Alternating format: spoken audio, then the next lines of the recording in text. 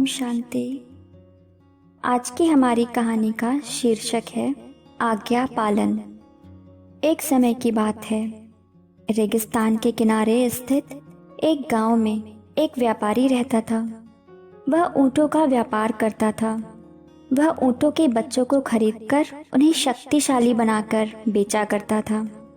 इससे वह ढेर सारा लाभ कमाता था। व्यापारी ऊँटों को पास के जंगल में घास चरने के लिए भेज देता था, जिससे उनके चारे का खर्च बचता था। उनमें से एक ऊँट का बच्चा बहुत शैतान था। उसकी हरकतें पूरे समूह की चिंता का विषय था। वह प्रायः समूह से दूर चलता था और इस कारण पीछे रह जाता था। बड़े ऊँट हरदम उसे समझाते थे, पर वह नहीं सुनता था। इसलिए उन सब ने उसकी परवाह करना छोड़ दिया था।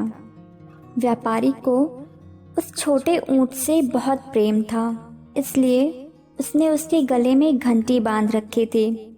जब भी वह सिर हिलाता तो उसकी घंटी बजती थी, जिससे उसकी चाल एवं स्थिति का पता चल जाता था।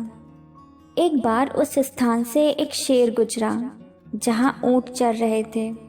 उसे ऊँट की घंटी के द्वारा उनके होने का पता चल गया था।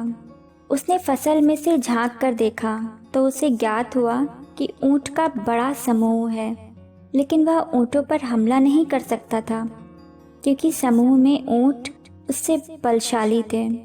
इस कारण वह मौके की तलाश में वहां छुपकर खड़ा हो गया। समूह के एक बड़े ऊँट को खतरे का आभास हो गया। उसने समूह को गांव वापस चलने की चेतावनी दी और उन्हें पास पास चलने को कहा। ऊँटों ने एक मंडली बनाकर जंगल से बाहर निकलना आरंभ कर दिया। शेर ने मौके की तलाश में उनका पीछा करना शुरू कर दिया। बड़े ऊँट ने विशेषकर छोटे ऊँट को सावधान किया था, कहीं वह कोई परेशानी ना खड़ी कर दे। पर छोटे ऊँट ने ध्यान नहीं दिया और वह लापरवाही से चलता रहा। छोटा ऊँट अपनी मस्ती में अन्य ऊँटों से पीछे रह गया। जब शेर ने उसको देखा तो वह उस पर झपट पड़ा। छोटा ऊँट अपनी जान बचाने के लिए इधर उधर भागा, पर वह अपने आप को उस शेर से बचा नहीं पाया। उसका अंत बुरा हुआ, क्योंकि उसने अपने बड़ों की आज्ञा का पालन नहीं किया था।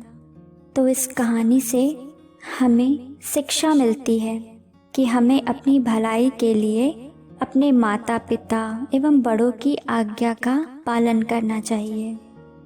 ओम शांति।